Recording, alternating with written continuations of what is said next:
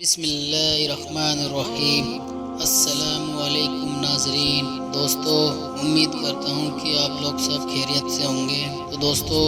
آج ہم آپ لوگوں کے لیے کچھ خاص حدیث لے کر آئے ہیں۔ اگر ہم اللہ کے رسول صلی اللہ علیہ وسلم کی ان حدیثوں پر عمل کر کے اپنی زندگی میں اتار لیں تو ہم یقیناً دنیا اور آخرت میں کامیاب ہو جائیں گے انشاءاللہ۔ آج ہم آپ کو حضرت ابراہیم علیہ السلام کا ذکر قرآن پاک میں جو ہے وہ ان کا واقعات پیش کرنے جا رہے ہیں۔ قرآن پاک کے رشد و ہدایت کا پیغام چونکہ ابراہیم علیہ السلام ملت کا پیغام ہے، اس لیے قرآن پاک میں جگہ جگہ حضرت ابراہیم علیہ السلام کا ذکر کیا گیا ہے، جو مکی مدنی دونوں قسم کی صورتوں میں موجود ہے، یعنی 35 صورتوں کی 63 آیتوں میں حضرت ابراہیم علیہ السلام کا ذکر ملتا ہے۔ تاریخ اور تورات دونوں حضرت ابراہیم علیہ السلام کے والد کا نام تاریخ بتاتے ہیں، اور قرآن پاک کے اعتبار سے حضرت ابراہیم علیہ السلام کے والد کا نام آزر ہے۔ اس سلسلے میں علماء، تفسیر لکھنے والے، مغربی مستشرقوں اور تحقیق کرنے والوں نے بڑی بڑی لمبی بحثیں کی ہیں، لیکن ان میں اختیار کی گئی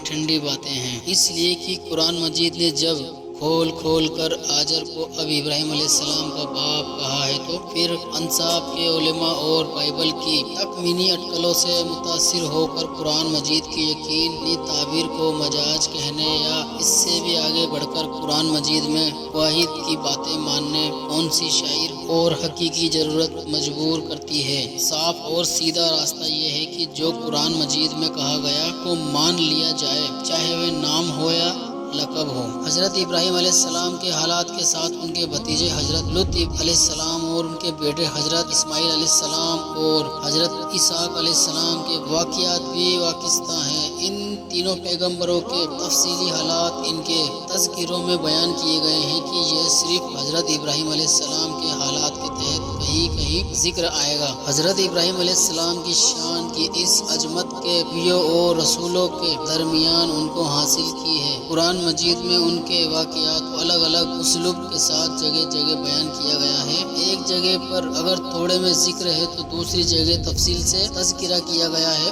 اور کچھ جگہوں پر ان کی شان اور خوبی کو سامنے رکھ کر ان کی شخصیت کو نمایاں کیا گیا ہے۔ تورات یہ بتاتی ہے کہ حضرت ابراہیم علیہ السلام عراق کے قصبہ اور باشندے تھے اور اہل فدام میں سے تھے، اور ان کی قوم بت پرستی تھی، جبکہ انجیل میں صاف لکھا ہے کہ ان کے والد نجاری کا پیشہ کرتے تھے اور اپنی قوم کے الگ الگ قبیلوں کے لیے لکڑی کے بت بناتے اور بیچا کرتے تھے۔ مگر حضرت ابراہیم علیہ السلام کو شروع ہی سے حق کی بصیرت اور رشد و ہدایت عطا فرمائی، اور وہ یہ یقین رکھتے تھے کہ بت نہ دیکھ سکتے ہیں، نہ سن سکتے ہیں، اور نہ کسی کی پکار کا جواب دے سکتے ہیں، اور نہ نفع و نقصان کا ان سے کوئی واسطہ ہے، اور نہ لکڑی کے کھلونوں اور دوسری بنی ہوئی چیزوں کے اور ان کے بیچ کوئی فرق اور امتیاز ہے۔ وہ صبح و شام سے دیکھتے تھے کہ ان بے جان مورتیوں کو میرا باپ اپنے ہاتھوں سے بناتا اور گڑتا رہتا، اور جس طرح اس کا دل چاہتا ناک کان آنکھ گڑ لیتا ہے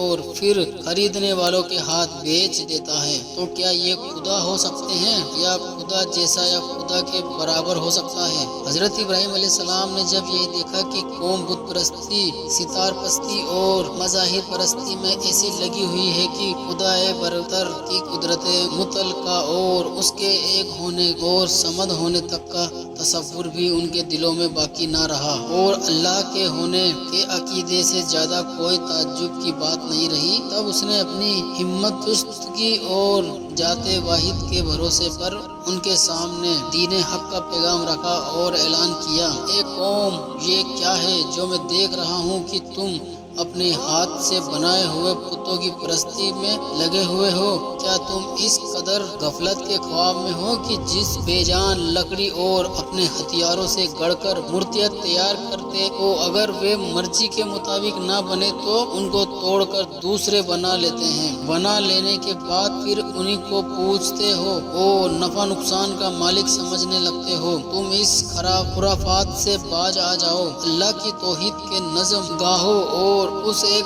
حقیقی مالک کے سامنے سارے نیاز جھکاؤ جو میرا، تمہارا اور کل कुल कायनात का खालिक व मालिक है। मगर कौम ने उसकी आवाज पर बिल्कुल ध्यान न दिया, और क्योंकि हक सुनने वाले कान और हक देखने वाली निगाह से मरहूम थी, इसलिए उसने जलीलुल कद्र पैगंबर की दावत हक का मजाक उड़ाया और ज्यादा से ज्यादा तमरुद व सरकशी का मुहाजरा किया। हजरत इब्राहिम अलैहिस्सलाम देख रहे थे कि शिर्क का सबसे बड़ा मरकज खुद उनके अपने घर में कायम है, और आजर की व्रत परस्ती और बुत साजी पूरी कौम के लिए एक दूरी बन गई है। इसलिए फितरत का तकाजा है कि हक की दावत और सच्चाई का पैगाम के फर्ज का अदायगी की शुरुआत घर से ही होनी चाहिए। इसलिए हजरत इब्राहिम अलैहिस्सलाम ने सबसे पहले अपने वालिद आजर की ही को मुखातब किया और फरमाया, ए बाप, खुदा परस्ती और मार्फत इलाही के लिए जो रास्ता तूने अपनाया है और जिसे आप बाप दादा का पुराना रास्ता बताते हैं, यह गुमराही और बातिल परस्ती का रास्ता है, और सीधा रास्ता राह हक सिर्फ वही है जिसकी मैं दावत दे रहा हूँ। ए बाप, तौहीद नजात का सर चश्मा है, ना कि तेरे हाथ के बनाए हुए बुतों की पूजा और इबादत। इस राह के छोड़कर हक की और तौहीद के रास्ते को मजबूती के हाथ इख्तियार कर, ताकि तुझको अल्लाह की रजा और दुनिया और आखिरत की सआदत हासिल हो। मगर अफसोस कि आजर पर हजरत इब्राहिम अलैहिस्सलाम की नसीहतों का बिल्कुल कोई असर नहीं हुआ, बल्कि हक कबूल करने के बजाय आजर ने बेटे को धमकाना शुरू किया। कहने लगा कि इब्राहिम, अगर तू बुतों की बुराई से बाज ना आएगा तो मैं तुझको पत्थर मार मार कर हलाक कर दूंगा। हजरत इब्राहिम अलैहिस्सलाम ने जब यह देखा कि मामला हद से आगे बढ़ गया है, और एक तरफ अगर बाप के एहतराम का मामला मसला है, तो दूसरी तरफ फर्ज की अदायगी, हक की हिमायत है और अल्लाह के हुक्म की इताअत का सवाल, तो उन्होंने सोचा कि आखिर वही किया जो ऐसे ऊंचे इंसान और अल्लाह की जलीलुल कद्र पैगंबर शान था। उन्होंने बाप की सख्ती का जवाब सख्ती से नहीं दिया, हकीर समझने और जलील करने का रवैया नहीं बरता, बल्कि नहीं लुफ्त व करम और अच्छे अखलाक के साथ यह जवाब दिया, ए बाप, अगर मेरी बात का यही जवाब है तो आज से मेरा तेरा सलाम है, और मैं अल्लाह के साथ सच्चे दीन और उसके पैगाम हक को नहीं छोड़ सकता, और किसी हाल में बुतों की परस्तिति नहीं कर सकता। मैं आज से जुदा होता हूँ, मगर गायबाना बारगाह इलाही में बख्शिश तलब करता हूँ, ताकि तुझको हिदायत नसीब हो और तू अल्लाह के अजाब से नजात पाए। बाप और बेटे के दरमियान जब मेल की कोई शक्ल न बनी और आजर ने किसी तरह इब्राहिम अलैहिस्सलाम की रुश्द व हिदायत को कबूल न किया, तो हजरत इब्राहिम अलैहिस्सलाम ने आजर से जुदाई अख्तियार कर ली और अपनी हक की दावत और रिसालत के पैगाम को फैला दिया, और अब सिर्फ आजर ही मुखातब न रहा, बल्कि पूरी कौम को मुखातब बना लिया। मगर कौम अपने बाप दादा के दीन के कब छोड़ने वाली थी। उसने इब्राहिम अलैहिस्सलाम की एक न सुनी और हक की दावत के सामने अपने बातिल माबूदों की तरह गूंगे, अंधे और बहरे बन गए। और जब इब्राहिम अलैहिस्सलाम ने ज्यादा और देखकर पूछा कि यह तो बतलाओ कि जिनकी तुम पूजा करते हो, ये तुम्हें किसी किस्म का भी